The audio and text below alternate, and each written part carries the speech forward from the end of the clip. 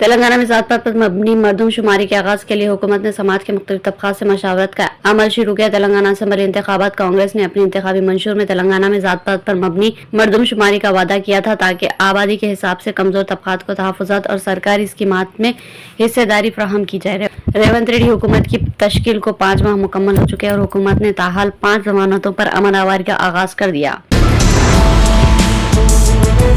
لوک سبھا انتخابات کی رائے دہی کی تکمیل کے ساتھ ہی گریٹر حیدرآباد میونسپل کارپوریشن کی تکمیل کے ساتھ ہی گریٹر حیدرآباد میونسپل کارپوریشن میں تکمیل شدہ ترقیاتی کاموں کے بلز کی ادائیگی کے لیے کانٹریکٹرز نے احتجاج شروع کر دیا۔ گریٹر حیدرآباد میونسپل کارپوریشن پہلے ہی مالی بحران سے گزر رہا ہے، ایسے میں کانٹریکٹر اسمبلی اور لوک سبھا انتخابات کے سلسلے میں انجام دیے گئے کاموں کے بلز کی ادائیگی کا مطالبہ کر رہے ہیں، جو تقریباً 1300 کروڑ بتائے جاتے ہیں۔ گزشتہ مالیاتی سال سے جاری مالیاتی سال کے آغاز تک GHMC کے ذریعے 1300 کروڑ کے کام انجام دیے گئے تھے۔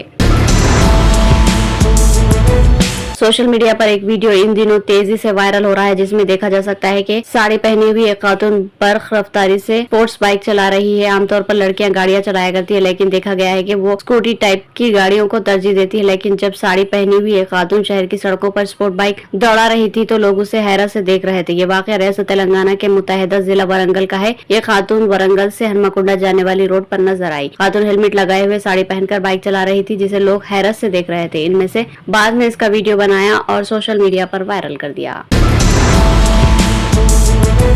تلنگانہ حج کمیٹی سے عازمین حج کے قافلوں کی روانگی اختتامی مرحلے میں داخل ہو چکی۔ حیدرآباد امیگریشن پوائنٹ سے تاحال 29 قافلوں کے ذریعے 8902 عازمین حج کی سعودی ایئر لائنز کی خصوصی پروازوں سے مدینہ منورہ روانگی عمل میں آئی۔ حیدرآباد سے تلنگانہ کے 6244 کے علاوہ آندھرا پردیش کے 823، کرناٹک کے 930، مہاراشٹر کے 591، آسام سے 4، بہار سے 92، چھتیس گڑھ سے 59، دہلی سے 7، گوا سے 3، گجرات سے 9، جموں کشمیر سے 1، جھارکھنڈ سے 7، مدھیہ پردیش سے 9، اڑیسہ سے 114 اور مغربی بنگال کے 1 عازم کی روانگی عمل میں آئی۔ حج کمیٹی آف انڈیا نے عازمین حج کو امیگریشن پوائنٹ کے انتخاب کا اختیار دیا تھا۔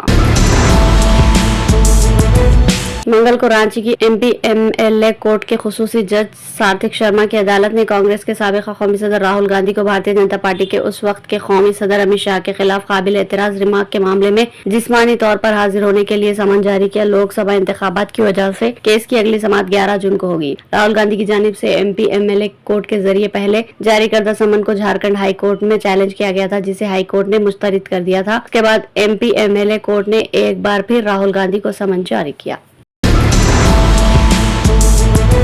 انتخابی حکمت عملی کے ماہر پرشانت کشور نے آندھرا پردیش اسمبلی اور لوک سبھا انتخابات کے سلسلے میں جگن موہن ریڈی کی شکست کی پیش قیاسی کی۔ پرشانت کشور انتخابی مہم کے آغاز کے بعد سے ہی آندھرا پردیش میں جگن موہن ریڈی کی شکست اور NDA کی کامیابی کا دعویٰ کر رہے ہیں۔ نئی دلی میں پرشانت کشور نے کہا کہ آندھرا پردیش میں عوام کی رائے جگن حکومت کے خلاف ہے۔ جگن کے انداز کارکردگی سے عوام میں ناراضگی پائی جا رہی ہے۔ انہوں نے مختلف سروے رپورٹس کا حوالہ دیا اور کہا کہ بیشتر survey report Telugu Desam, BJP اور جناسینا اتحاد کے حق میں ہیں۔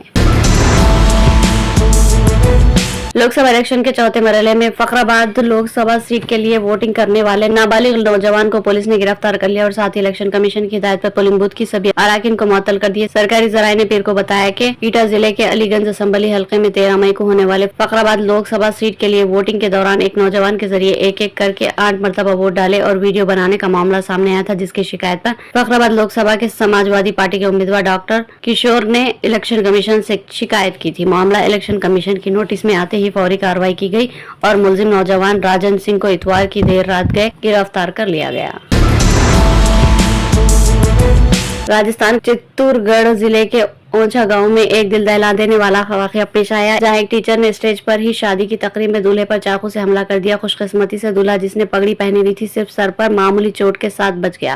اس واقعے کے بعد شادی کی تقریب میں افراتفری مچ گئی۔ پولیس نے جائے واقعے پر پہنچ کر تحقیقات شروع کر دی۔ دلہن کے بھائی نے بتایا کہ واقعہ کرشنا وینی اور مہندر کی شادی کی تقریب کے دوران پیش آیا۔ اونچا گاؤں کا رہنے والا ٹیچر شنکر لال بھارتی نے دولہے پر غیر متوقع طور پر حملہ کرنے سے پہلے دلہن کو بھی تحفہ پیش کیا۔ گجرات کے انسداد دہشت گردی اسکواڈ ATS نے احمد آباد کے سردار ولبھ بھائی پٹیل بین الاقوامی ایئرپورٹ پر ISIS کے 4 مشتبہ دہشت گردوں کو گرفتار کیا ہے۔ تمام سری لنکا شہری بتائے گئے۔ قومی میڈیا کی اطلاع کے مطابق ATS افسران ایک خفیہ علاقے میں مشتبہ افراد سے پوچھ گچھ کر رہے ہیں۔ ATS حکام نے کہا کہ وہ نہیں جانتے کہ ایئرپورٹ پر ISIS کے مشتبہ دہشت گردوں کی آمد के पीछे क्या मकसद है। छत्तीसगढ़ में पिकअप ट्रक गहरी खाई में गिरने से 15 अफराद हलाक हो गए। इत्तला के मुताबिक 6 से ज्यादा जख्मी भी हुए, जिन्हें इलाज के हॉस्पिटल में मुंतकिल किया गया। इनमें से 4 की हालत नाजुक बताई गई। फिर 20 मई को छत्तीसगढ़ के एक जंगलाती इलाके में एक पिकअप ट्रक जिसमें वो सफर कर रहे थे, गहरी खाई में गिरने से कम 15 अफराद हलाक हो गए। सरकारी जराये से मौसूल होने वाली इब्तदाई मालूमात के मुताबिक तकरीबन 30 देहाती जिले का वाराधा के एक जंगल से तेंदू के पत्ते तोड़कर वापस लौट रहे थे।